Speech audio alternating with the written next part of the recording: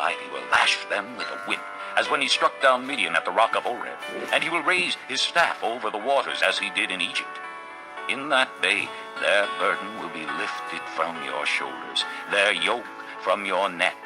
The yoke will be broken because you have grown so fat.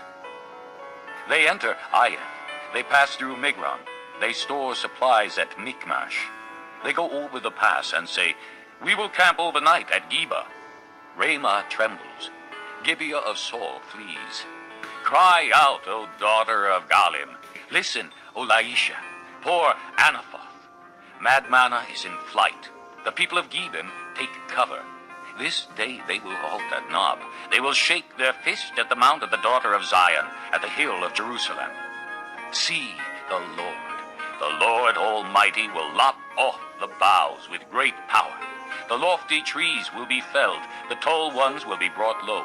He will cut down the forest thickets with an axe. Lebanon will fall before the mighty one. Chapter 10.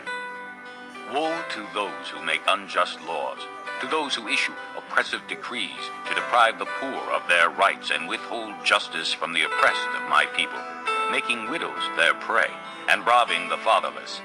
What will you do on the day of reckoning, when disaster comes from afar? To whom will you run for help? Where will you leave your riches?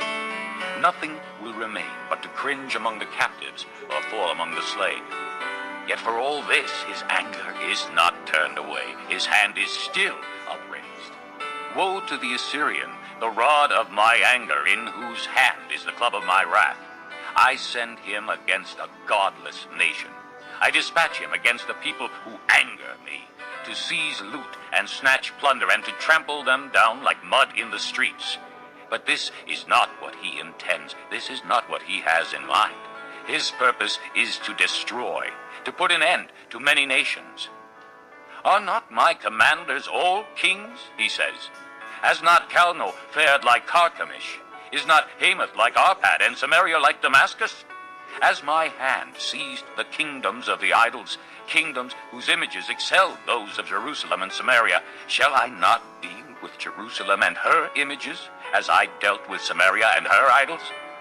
When the Lord has finished all his work against Mount Zion and Jerusalem, he will say, I will punish the king of Assyria for the willful pride of his heart and the haughty look in his eyes.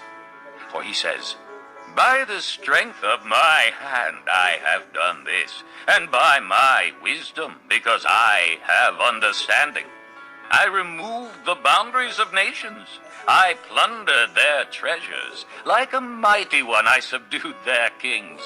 As one reaches into a nest, so my hand reached for the wealth of the nations.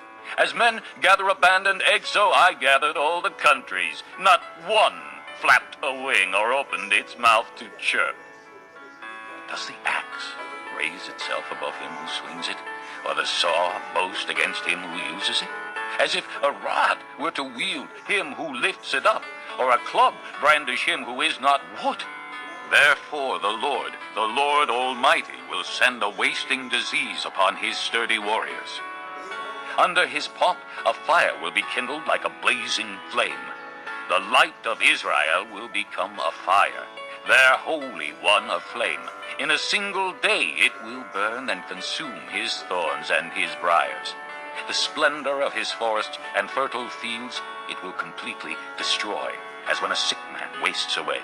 And the remaining trees of his forests will be so few that a child could write them down. In that day, the remnant of Israel, the survivors of the house of Jacob, will no longer rely on him who struck them down, but will truly rely on the Lord, the Holy One of Israel. A remnant will return. A remnant of Jacob will return to the mighty God. Though your people, O Israel, be like the sand by the sea, only a remnant will return. Destruction has been decreed, overwhelming and righteous. The Lord Almighty, will carry out the destruction decreed upon the whole land. Therefore, this is what the Lord Almighty says. O my people who live in Zion, do not be afraid of the Assyrians who beat you